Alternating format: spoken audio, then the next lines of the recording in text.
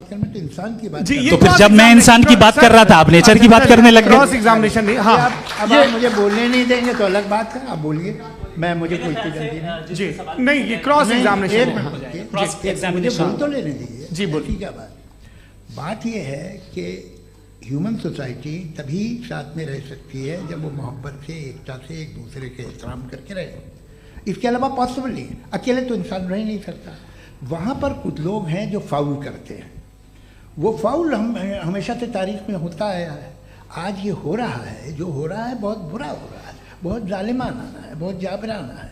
उसको आप कहें कि ये बच्चों को कॉम्पनसेशन मिल जाएगा या इसकी इंजेक्शन है, इंजेक्शन तो हेल्थ के लिए दिया जाता है। आप ये कह रहे हैं कि ये बच्चों की जो धज्जियां उड़ रही हैं ये इंजेक्शन है, ये टेस्ट है, ये टेस्ट है और उस टेस्ट में उनको ऐसा रिकॉम्पेंस मिलेगा जो आपके तस्वुर के बाहर है। ये आप 3 बरस के बच्चे को बारूद से उड़ा के टेस्ट ले रहे हैं। वाह, वो नहीं ले रहा है, खुदा नहीं उड़ा रहा है, इजराइल उड़ा रहा है। जी, ये तो उसको कंडेम अगला सवाल लेते हैं प्रोफेसर पुरुषोत्तम अग्रवाल। मुफ्ती साहब, एक निवेदन आपसे है कि कम से कम थोड़ा सा माइक क्लोज एक रिलीजियस और फिलोसफिकल मैं प्लीज। एक रिलीजियस और फिलोसफिकल ट्रेडिशन है जो ब्रह्मांड को यानी यूनिवर्स को ही अंतिम मानती है। सर्वम खलु इदम ब्रह्मम, this is Chandogya Upanishad and it completely rules out the existence or necessity, आपके शब्दों में necessity of a creator. The creation itself is the creator. तो एक मिनट प्लीज। दूसरा जो सवाल आपने अभी, जो आप बार बार कह रहे हैं कि भगवान विद्वान भी है, वाइज, सब जानने वाला, तो अगर विजडम में दुनिया भर के पापों और अत्याचारों को बर्दाश्त करना शामिल है तो फिर इसका मतलब ये हुआ कि अगर मैं फ्री विल से उसको अपोज करता हूं तो ईश्वर की विजडम और मेरी फ्री विल में कॉन्ट्राडिक्शन है। Because when I am opposing whatever is happening in Gaza, then I am opposing the God's will और गॉड्स विजडम। जवाब लेते हैं क्योंकि तो गॉड की विजडम में, एक मिनट सर प्लीज सर, ये एक जुमला, गॉड की विजडम है कि गाजा में जो कुछ हो रहा है वो हो रहा है, मैं उसको अपोज कर रहा हूं तो मैं गॉड की विजडम के खिलाफ जा रहा हूं। एक सवाल। दूसरा ये नहीं, आपने 2 ऑलरेडी। सर आप और सवाल कर लें, लेकिन मुझे 2 जवाब दे। पहले आपने ये कहा, सुनिए मेरी बात सुनिए। इजराइल के गॉड के मुताबिक तुम्हारा ठीक हो रहा है ना? नहीं हो रहा है, ठीक नहीं हो रहा है। मैं बता रहा हूँ क्या हो रहा है, आप तशरीफ रखें, मैं बता रहा हूँ क्या हो रहा है। Let me complete please. एक सेकंड गाइस, एक सेकंड। ये देखिए, ऐसा है कि ये सब बड़ा आपस में विचार विमर्श के बाद ये तय हुआ था कि कुछ नियम बना लिए जाएं ताकि एक टाइम बाउंड बातचीत चले। और भाई साहब, आप बड़ा जरूरी काम कर रहे हैं लेकिन कैमरे के फ्रेम में आके उस काम को गड़बड़ कर दे रहे हैं। ठीक है गुरु, अब मेरे को कहीं का गुस्सा कहीं निकालना था, सॉरी। नहीं, कोई गुस्सा नहीं है जी। तो प्रोफेसर ने सवाल पूछे, आप उनके जवाब दें और थोड़ा ये सब लोग थोड़ा ख्याल रखें भाई, सवाल संक्षिप्त रखें जी। आपने 2 सवाल किया। सबसे पहला ये कहा कि हमारे पास ये कॉन्सेप्ट है कि ये यूनिवर्स खुद नेसेसरी बीइंग है, creation itself is the creator. How irrational is this कि मैं एग्जिस्ट करूंगा बाद में लेकिन अभी एग्जिस्ट कर भी रहा हूं, यानी एक ही टाइम में एग्जिस्ट भी कर रहे हैं, नहीं भी कर रहे हैं। This is not true. दूसरी चीज आपने कहा कि अगर इजराइल में, सॉरी माफ कीजिएगा, Israel doesn't exist, occupied Palestine में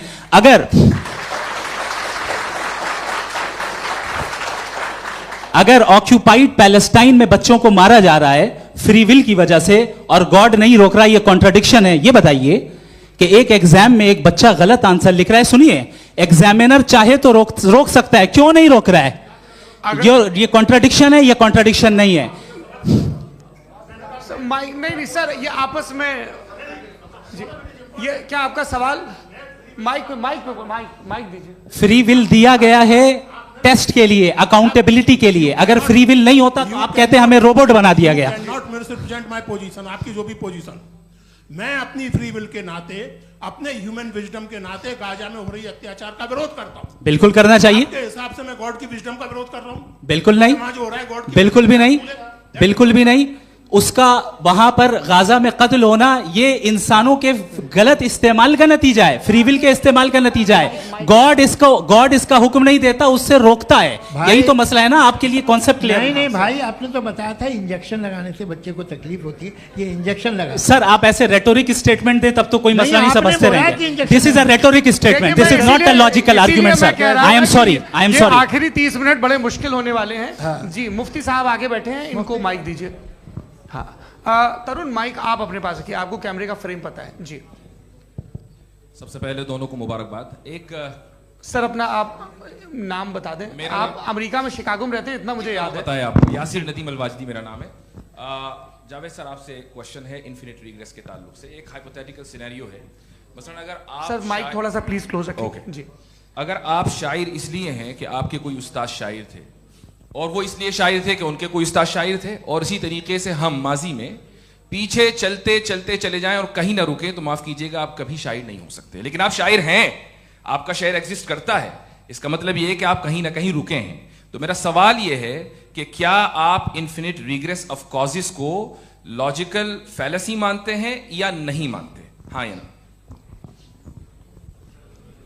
मैं इन्हें लॉजिकल फैलेसी नहीं मानता हूँ, लेकिन मेरा प्रॉब्लम यह है कि जब मैं नहीं मानता हूँ तो I will continue with this logic जो फैलेसी नहीं हो।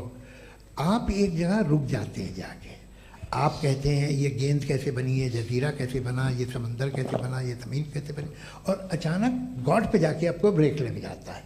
एक बार आप सवाल नहीं करते कि भाई इनको बनाने वाला तो इनसे भी कॉम्प्लिकेटेड होगा, वो कैसे बना, उसके बारे में आपने इत्मीनान कर लिया, वो हमेशा से है। तो अगर आप उसे हमेशा से मानते हैं तो फिर ये मान लीजिए कि कायनात हमेशा से है, क्या तकलीफ? फिर हम वजूद में नहीं आते जी है?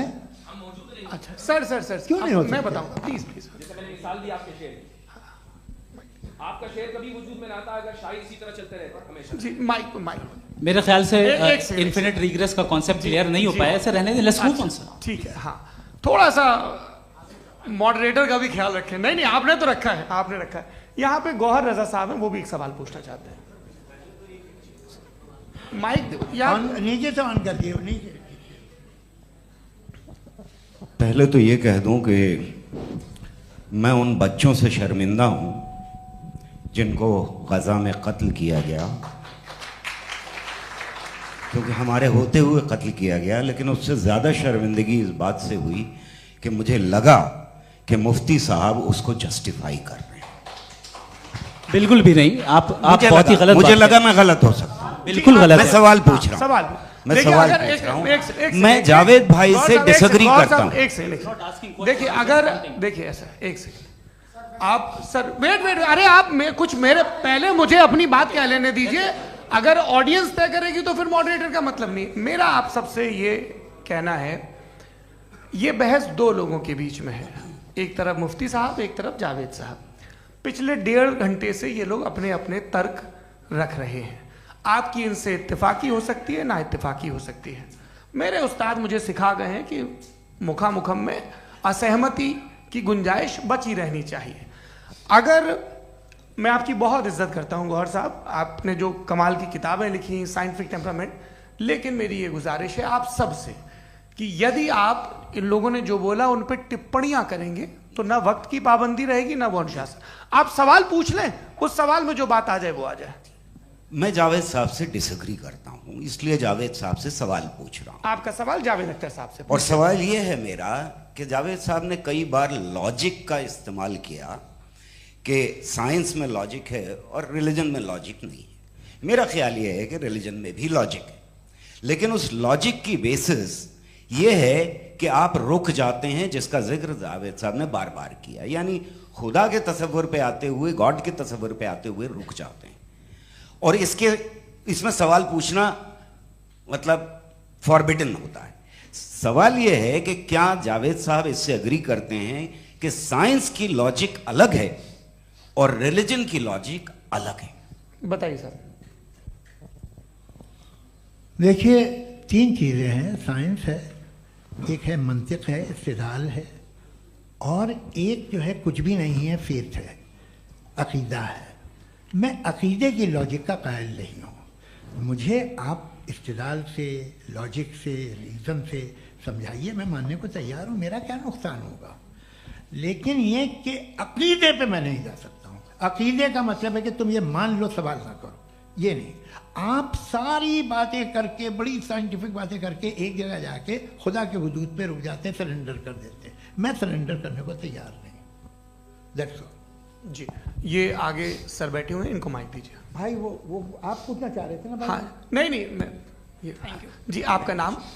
आसिम इफ्तिखार। आसिम जी, पूछिए। सर, जावेद सर से सवाल है कि आपने अपने माइक थोड़ा करीब है। अपने क्लोजिंग स्टेटमेंट में ये बात कही थी कि मज़हब का जो फ्यूचर है वो ज़्यादा दिन नहीं जाने वाला है, लेकिन मैं देख पा रहा हूँ कि जो ऑक्सफोर्ड यूनिवर्सिटी की एक स्टडी है 2011 में हुई है, जिसके 50 एकेडमिशियंस ने इसको अंजाम दिया था, उसमें वो ये कहते हैं कि जो फेथ इन गॉड है वो इनबिल्ट है ह्यूमन नेचर के अंदर, जिसको हम कहते हैं फितरत के अंदर शामिल है वो। और वो ये कहते हैं कि अगर कोई ये समझता है कि मज़हब को वो ख़त्म कर देगा तो ये उसकी गलत फहमी है। तो आप इसके बारे में, इस स्टडीज़ के बारे में क्या कहते हैं? ठीक है, मैं उनसे एग्री नहीं करता हूँ। वो कौन से प्रोफेसर होंगे, ऐसा उनके क्या पास डेटा है, इन्होंने डेटा के बेस होगा। डेटा क्या हो सकता है? फ्यूचर का डेटा तो नहीं हो सकता ना उनके पास, प्रेजेंट का डेटा हो सकता है। डेटा आपने सुना 100 साल पहले का बाद का डेटा? मैंने तो नहीं सुना आज तक। तो आज उनकी ये राय है और होगी राय, ठीक है। दुनिया में तरह तरह की राय है लोग, लेकिन मैं समझता हूँ कि वक्त के साथ इंसान ज़्यादा से ज़्यादा रीजनेबल और लॉजिकल होता जा रहा है। आज आप देखिए वेस्टर्न यूरोप में क्या परसेंटेज है नॉन बिलीवर्स की, बहुत हाई। वहाँ चर्च खाली पड़े होते हैं। तो अल्टीमेटली तो इंसान कोई ऐसी बात बहुत अरसे तक नहीं मान सकेगा, चाहे गलत या सही, जो उससे उसके दिमाग को, उसके जहन को, उसके लॉजिक को अपील न करे। वो कह रहे हैं तो ऑक्सफोर्ड के होंगे तो कैम्ब्रिज के होंगे, तो मुझे क्या लेना देना। उनका डेटा मुस्तकबिल का नहीं हो सकता है। जी दीपक, हाँ पूछिए। मैं आऊँगा, अभी पीछे की साइड भी आऊँगा, माइक वहीं भेजूंगा 2-3 साल के लिए। जी जावेद साहब, आपसे सवाल है। नमस्ते।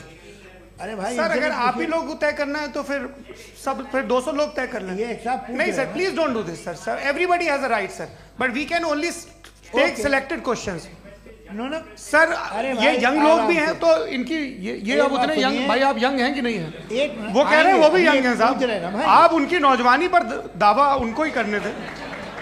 हाँ मुफ्ती साहब, आप यंग, हाँ पूछे। अरे भैया सर, मेरा सवाल ये है, कुछ इनसे भी तो पूछो। जी नहीं, बस आपसे एक सवाल है। जैसे थीस्टों के पास, अपने जो ईश्वर को मानते हैं, उनके पास अपने सोशल गेट टुगेदर्स हैं। 5 रोज़ आज क्रिसमस आने वाला है, होली है, दिवाली है, ईद है। एथिस्ट क्या ऑफर कर रहे हैं? मतलब मैं इनकी दुकान से मैं आना चाहता हूँ उस तरफ, पर मैं अट्रैक्ट नहीं हो पा रहा हूँ। मैं सोशल गेट टुगेदर्स क्या है आपके पास? वो ये कह रहे हैं कि जो धार्मिक लोग हैं, अलग अलग धर्म के लोग, उनके उत्सव त्योहार, कॉन्ग्रेगेशन बहुत हैं। अब आपको मैं एक सुनाता हूँ, यहाँ हिस्टोरियन भी बैठे हैं। मृदुला जी, आप बताइएगा सही है क्या? ये एक कॉन्स्टेंटाइन, एक ग्रीक रोमन बादशाह था, जो क्रिश्चियनिटी आने के 400 साल बाद उसने डिसाइड किया कि मैं क्रिश्चियन हो जाऊंगा, मेरी पूरी स्टेट कैंसिल हो जाएगी। उस ज़माने में ऐसे ही होता था, राजा जो धर्म इख्तियार करता था वो जनता भी कर लेती थी। इसलिए कि वो हो गया था बैंकक्रप्ट, और उसे जो मेडिटेरियन कोस्ट के रिच क्रिश्चियन वो थे मर्चेंट, उससे पैसा चाहिए था। तो उसने कहा यार क्रिश्चियन हो जाओ। तो उसने अपने वजीर से कहा कि भाई ये हिस्ट्री है कि अब हम लोग क्रिश्चियन हो जाते हैं। पहले सर हो जाएंगे, कोई प्रॉब्लम नहीं है, लेकिन एक प्रॉब्लम ये है कि 17 दिसंबर से 25 दिसंबर तक जो पेगन फेस्टिवल होता, जो पेगन थे वो लोग, जो फेस्टिवल होता है वो बंद हो जाएगा, इसलिए कि हम क्रिश्चियन हो गए तो होगा नहीं। तो वो बच्चों को बहुत बुरा लगेगा, पब्लिक को बहुत इन्जॉय करते हैं, खासतौर से 25 को मेन डे। उसने कहा ये तो सही कह रहे हो, ये जीसस क्राइस्ट की पैदाइश कब थी? पहले साहब वो अप्रैल में थी। नहीं, कट करो, वो 25 दिसंबर को है। यह हकीकत है। और 400 साल बाद क्रिश्चियनिटी के अप्रैल से दिसंबर ले आए, और इसलिए कि यहाँ पेगन फेस्टिवल होता था। अब मनाते हैं आप आराम से। ये जो सारे फेस्टिवल हैं, ये रिलीजन से, हर एक को एक इंटरटेनमेंट डिपार्टमेंट चाहिए होता है अपनी कंपनी चलाने के लिए। तो ये रिलीजन ने, ये सेकुलर त्यौहार थे जिन्हें रिलीजन्स ने ले लिया है। ये मौसम के थे, फसलों के थे, किसानों के थे, उसको आपने लेके रिलीजियस रंग दे दिया। ये कोई रिलीजन से थोड़ी आए, आप अच्छा हमें देखिए, हम तो मुल्द हैं, हम ईद मनाते हैं, हम दिवाली मनाते हैं, हम होली मनाते हैं, हम क्रिसमस मनाते हैं।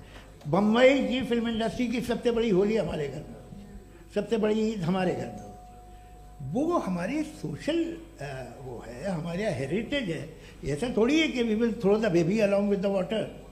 ये तो अच्छी चीज़ है, इन्हें रखो, जो बेकार है फेंक दो। जी हाँ, हेलो जी, मेरा सवाल नादवी जी से है। जैसा कि आपने बोला कि गॉड टाइम के भी परे हैं और गॉड इतनी कॉम्प्लेक्स चीज़ है कि उसे ह्यूमन माइंड समझ नहीं सकता, और गॉड ने अर्थ पे फ्री विल भी दे दी है, तो आप अपना वक्त ज़ाया क्यों कर रहे हैं गॉड के बारे में बात करके? अपन को तो बात करनी चाहिए कि सोसाइटी को बेहतर कैसे करें। जी मैं गॉड वही बताता है सोसाइटी को कैसे बेहतर करे। अभी मैं आपका जवाब देता हूँ। आपने कहा कि टाइम पे वो एग्जिस्ट नहीं करता, सो मेरा सवाल ये है कि जैसा आपने बोला कि गॉड बहुत ही कॉम्प्लेक्स चीज है, मैंने और कहा ही नहीं कि कॉम्प्लेक्स है, तो आपके अल्फाज हैं। कॉम्प्लेक्स का लफ्ज गॉड के लिए सुइटेबल नहीं है। क्यों? क्योंकि कॉम्प्लेक्स वो चीजें होती हैं जो ऑब्जेक्ट हो। God is not an object जिसको आप इंस्ट्रूमेंट के जरिए लेबोरेटरी में जाके टेस्ट करें, oh it's very complex. No, वो कोई कार का इंजन नहीं है। मेरा वो फिलोसॉफिकली नेसेसरी बीइंग ऐसी बीइंग है जो सिंपल बीइंग है। हाँ, आप उसको मुकम्मल तौर पे उसकी तमाम हिकमतों को जान ले और हर चीज को जान ले, ये पॉसिबल नहीं है, क्योंकि वो ऑल वाइज है, आप ऑल वाइज नहीं है, और वो खुदा है, वो आपको सारी चीजें बता दे, ये जरूरी नहीं। मेरा सवाल ये नहीं था। मेरा सवाल ये था कि जब गॉड इतना परे है इस दुनिया से कि उसने अर्थ पे फ्री विल भी दी है, हम सब ह्यूमंस की फ्री विल है, और जो सोसाइटी में हो रहा है वो अपन लोग डिसाइड करेंगे, तो अपन लोग डिसाइड नहीं करेंगे ना, अपन लोग डिसाइड नहीं करेंगे। गॉड जो है, गॉड ने वो उसकी जात, उसकी एग्जिस्टेंस टाइम एंड स्पेस से परे है, लेकिन वो हमारा टेस्ट ले रहा है और उसी गॉड ने हमें बताया कि तुम्हें क्या करना है क्या नहीं करना है, तो जाहिर है उस गॉड की बात सुनेंगे ना हम। जी वो पीछे एक चश्मा लगाए जो मैम खड़ी हैं, उनको दीजिए। हाँ आप जी जी बिल्कुल आएंगे। देखिए मैं कोशिश कर रहा हूँ सब तरफ जाने की। हाँ उनको दीजिए माइक। जी हेलो सर, मैं ओमनी प्रेजेंट नहीं हूँ, टाइम पाबंद हूँ और जहां तक कोशिश कर सकता हूँ करूंगा। जी अपना नाम बताइए। मेरा नाम उर्सुला है, मैं दिल्ली यूनिवर्सिटी की एक स्टूडेंट हूँ और मैं स्टूडेंट फेडरेशन ऑफ इंडिया से हूँ। मेरा सवाल मुफ्ती जी से है कि इस हॉल के इस कमरे में बैठ के हम लोग रेप की मोरालिटी के बारे में फिलोसफिकली बात तो कर सकते हैं, बट असलियत ये है कि रोज़मर्रा की ज़िंदगी में औरतें रेप के थ्रू गुजरती हैं, और हम लोग सिर्फ नंबर्स पे इस तरह नहीं देख सकते, क्योंकि कितनी औरतें हैं इन कंट्रीज़ में जहाँ पे आप बता रहे हैं कि केसेस कम हैं, जिनका एक्सेस है कि वो जाके केस फाइल कर सकें। कितनी औरतें हैं जो जिनको काम करने की आज़ादी है उन कंट्रीज़ में। यूरोप में ये आज़ादी आ गई, यूरोप में ये रूल्स आ गए, तो हम आज उसके बारे में बात कर पा रहे हैं। जी जवाब। आपने ये कहा कि कमरे में बंद होकर हम लोग इस पर फिलोसफिकली बात कर सकते हैं, लेकिन हकीकत में क्या हो रहा है, वो ग्राउंड लेवल पे क्या हो रहा है जो बहुत गलत हो रहा है, और वो सफ़र कर रही हैं। आई अग्री, बहुत गलत हो रहा है, और जो गलत हो रहा है उसको हमें रोकना है। और क्यों रोकना है, वो गलत क्यों है, हमारे पास इसका ऑब्जेक्टिव फाउंडेशन है, इनके पास उसका ऑब्जेक्टिव फाउंडेशन नहीं है। मैं ये कहना चाह रहा हूं कि जहां पे भी जुल्म हो रहा है, जहां पे भी औरत पे जुल्म हो रहा है, या उसकी इज्जत लूटी जा रही है, या उसे तकलीफ पहुंचाई जा रही है, और सिर्फ औरत नहीं, किसी इंसान के ऊपर भी जुल्म हो रहा है, तो उसके खिलाफ खड़ा होना, ये मॉरलिटी हमारे पास गॉड के पास से आई है। वरना जावेद साहब तो कह रहे हैं कि जो है मेजॉरिटी डिसाइड करेगी, तो मेजॉरिटी तो कभी भी बदल सकती है। क्या आप ये थोड़ी सी आपको गलतफहमी है। मैं अगर मेरे जुमले से ये मदना निकला या मैंने कहा, तो ये जुमला मैं वापस लेता हूँ। ये मेरा मतलब ही नहीं था कि मेजॉरिटी डिसाइड करेगी। मेजॉरिटी डिसाइड करे तो दुनिया में बड़ी, वैसे आपने कहा था ये जुमला। अच्छा हो सकता है, मैं मान रहा हूँ, बाद में रिकैप कर लेंगे। अरे एक सेकंड, मैं अपनी एक्सप्लेनेशन देता हूँ। मुनासिब बात यह है कि हम सब के सब दिल में जानते हैं कि क्या अच्छा है क्या बुरा है, हमें पता है अच्छी तरह से। जो लोग बुरे काम करते हैं उन्हें भी मालूम अच्छा क्या है। यही तो सवाल था हजरत कि फिर ये मोरालिटी आई कहां से? Cross examination. हाँ जी हाँ, मोरालिटी साथ रहने की डिजायर से आई है। यानी साथ रहकर जो कुछ कह दे, जो कुछ कर दे, वो हो जाएगा? नहीं नहीं, तो आप कायदे से रह ही कर सकते हैं जब तक लोगों में मोरालिटी हो, वरना आप क्यास हो जाएगा। ये आपको कैसे पता? जी हमने देखा ना, जहाँ मोरालिटी का क्यास हो गया, हम देखते हैं। कहाँ पे देख भाई दुनिया में आप जो ये कह रहे हैं आप एक अभी कहीं मैं पे आप अगर लोगों गलत को हो रहा है इस बहस तो के उसको बाद आप मैं गलत लोगों देखिए को आप सर मुफ्ती आप साहब, मैं- एपिस्टेमोलॉजी की मुफ्ती बात कर रहे हैं, मैं ऑन्टोलॉजी की बात मुफ्ती कर रहा साहब, हूँ। मैं इस बहस के फाउंडेशन बाद आप क्या है? दोनों लोगों को चाय पे फाउंडेशन होस्ट करूंगा, वहां पे क्रॉस एग्जामिनेशन कर लीजिएगा। अभी ऑडियंस का हक मार रहे हैं आप लोग भाई, सर जस्ट लोग हैं आप लोग। और ये भाई ये एक ये हाँ बच्चे उधर को- उधर आएंगे, उधर इनको आएंगे। भी। जी सर आएंगे आएंगे। अच्छा सर मेरा नाम लईकुर रहमान है और मैं अलीगढ़ मुस्लिम यूनिवर्सिटी का स्टूडेंट हूँ। और जहाँ तक मुझे पता है कि sir you are also product of Aligarh Muslim University. मैं भी उसी चमन का बुलबुल। हाँ सर, तो बहुत खुशी हुई मुझे जान करके कि मैं आपसे मिलूंगा। सवाल सर मेरा सवाल यह है, सर सैयद अली रहमा का नज़रिया यह था कि खुदा के वजूद को अक़ल के दायरे में रह कर के तलाश करना, न कि पूरी तौर से उसका इनकार कर देना। Sir how will you define it? नहीं तो ये तो आप इन्हें बताइए। ये सर, सवाल आपसे आपसे। खुदा का वजूद साबित कर रहे हैं तो सर आपने सर सैयद इनकार ने किया। कर रखा है, इस वजह से मेरा क्वेश्चन उन्होंने यही सर से एक सेकंड सर सैयद ने यही कहा ना कि अकल से आप खुदा के वजूद को साबित नहीं कर सकते, यही कहा ना भाई। वो उन्होंने कहा कर सकते हैं और वो कर दिया गया आज। वो फोन दो। तलाश करना या साबित करना अकल से अकल से नहीं हो सकता। अरे सवाल तो सुन लीजिए जी। अकल से नहीं हो सकता है, यही कहा ना आपने। अकल से हो सकता है। अरे वो यही कह रहे हैं भाई, आप बता रहे हो सकता है, वो तो कुछ और। आप अगर सर देखो नौजवान फोन ले लो, वो इतनी कमाल की यूनिवर्सिटी है। अरे भाई दे दो मेरी ना बात जरा तो- एक मिनट अरे दे दो मेरे भाई माइक। मेरी बात सुनो, नहीं, माइक मैं पे समझ- बोलो ताकि जो लाखों लोग देख रहे हैं माइक दे दो ना। अरे देंगे ना माइक, तुम ठहरो तो। हाँ सर मेरा सवाल ये था कि सर सैयद अलैहि रहमा का एक नज़रिया था अपना कि खुदा का जो वजूद है उसको अकल के दायरे में रह करके तलाश करना है, न कि पूरे तौर से इनकार कर देना है। ये उनका कॉन्सेप्ट था। लेकिन मेरा सवाल ये है कि आप इसको कैसे डिफाइन करते हैं, एक्सप्लेन कैसे करेंगे, मैं आपसे जानना चाहता हूँ, क्योंकि you are the product of Aligarh Muslim University. मुझे अकल के दायरे में रखे मैंने बहुत तलाश की, मुझे मिला नहीं। हाँ ये इधर उधर वो चश्मा लगाए जो, हाँ उनको दे दीजिए। जी जी फटाफट पूछिए, बस 5 मिनट है, 5 मिनट में खत्म हो रहा है। हाँ अस्सलाम वालेकुम मुफ्ती साहब। एंड मेरा सवाल जावेद अख्तर साहब से। क्या नाम है आपका? अरे भैया सब मुझे पूछ रहे हो। फैज पूछिए फैज साहब। तो मेरा सवाल ये है कि अभी जो एथियस्ट है वो problem of evil argument use कर रहे हैं अगेंस्ट मुस्लिम्स, राइट? कि इस दुनिया में इतना सारा इविल है और अगेंस्ट मुस्लिम तो यहाँ अगेंस्ट थियस्ट। हाँ थोड़ा सा करेक्ट कर लीजिए भाई। पूरी मशक्कत ही इसी बात की थी कि किसी एक मजहब पे बात न टिके। जी तो बेसिकली ये आर्ग्यूमेंट ऐसा है कि इस दुनिया में इतना ज़्यादा ईवल एग्जिस्ट करता है और अगर एक ऑल गुड गॉड है तो वो रोकता क्यों नहीं है? लेकिन इस सवाल में एक हिडन अजम्पशन ये है कि इस दुनिया में ईवल एग्जिस्ट करता है। अब एथियस्ट ये कैसे ऑन्टोलॉजिकली प्रूव कर सकते हैं कि इस दुनिया में ईवल एग्जिस्ट करता है? मैं आपको बताता हूँ, थोड़ा सा समझा। नहीं सर हम लोग इनको सुनने आए। नहीं please don't do that. I want to explain ontology. नहीं हम समझ गए सर, इनको अब जवाब देने दीजिए। अच्छा सवाल पूछ लो। मैं अभी तक क्या था वो मैं थोड़ा सा ऐड ऑन कर लेता हूँ। तुम गुरु, तो हम जब इसका राउंड 13 करेंगे ना तब तुमको स्टेज पे बिठाएंगे। जी तो हाँ जल्दी से। तो देखिए एथियज्म के हिसाब से सब कुछ रैंडमली बन गया है, सब कुछ एटम्स और मॉलिक्यूल्स है। एक पत्थर में और मुझ में सिर्फ इतना फर्क है कि हम लोग एटम्स और मॉलिक्यूल्स का अलग अलग रीअरेंजमेंट है। अब एक पत्थर को कोई इंसान तलवार से 2 टुकड़ों में काट दे या मुझे, according to atheism it is same. There is no evil and good according to atheism. जी अच्छा फैज साहब का सवाल ये है कि हाँ कोशिश भी करते तो इससे गलत सवाल नहीं कर पाते। एक लाइफ फॉर्म है और लाइफ फॉर्म में फीलिंग्स हैं, मतलब लाइफ फॉर्म सुनता है, देखता है, टेस्ट कर सकता है, फील कर सकता है। तो उसकी जो ये जो क्वालिटी इस बबल में आ गई है वो जानवर में भी है, इंसान में भी है। तो जाहिर है कि उसे कोई तकलीफ पहुंचेगी, तो चूंकि उसके पास वो सेंसिटिविटी है तो मैं करेगा। पत्थर में वो सेंसिटिविटी नहीं है। तो ये क्या सवाल हुआ कि अगर पत्थर को काटा तो पत्थर को तकलीफ नहीं होती, तो आपको काटे तो आपको क्यों तकलीफ हो? बैठ जाइए। जी हाँ अगला सवाल। हाँ पूछिए जी जावेद अख्तर साहब। अरे भैया सब आप लोग मुफ्ती साहब को छोड़ रहे हैं, तो मेरे ही पीछे पड़े हैं क्या? फिर चलो बोलो भाई। You asked how God can exist when children die in Gaza. Huh? You asked how God can exist when children die in Gaza, and you also mentioned the rise of atheism in Europe. But the same events also are leading many atheists and non-believers to turn towards faith.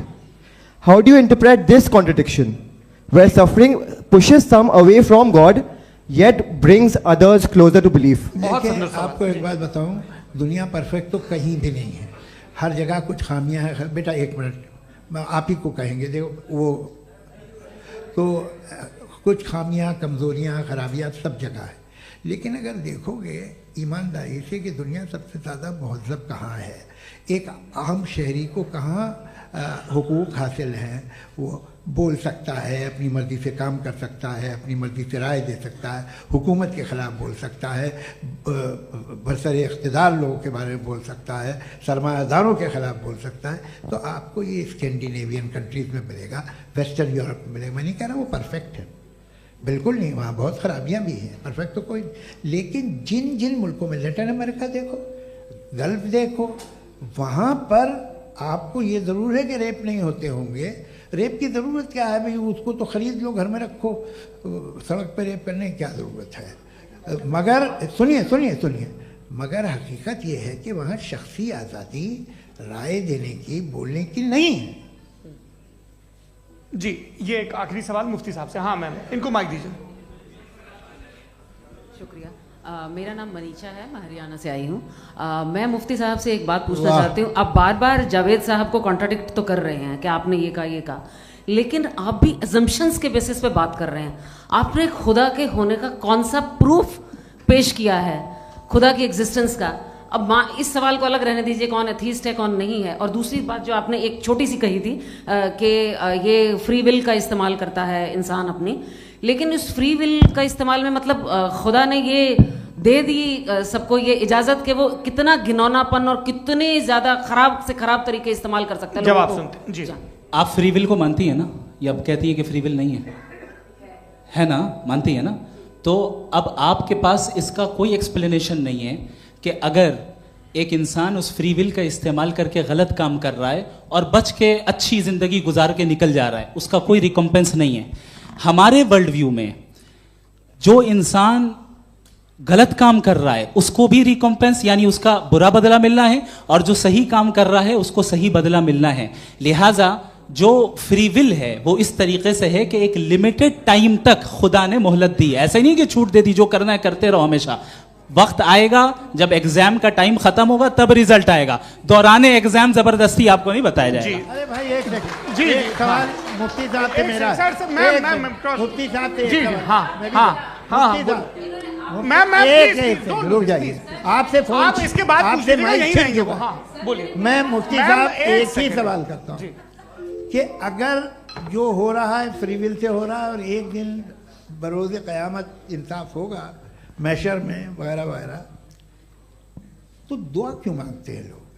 दुआ मांगते हैं इसके मतलब है अभी भी उसने ये डिपार्टमेंट रखा है कि मैं रोजमर्रा की जिंदगी में बिल्कुल बिल्कुल ही कैन।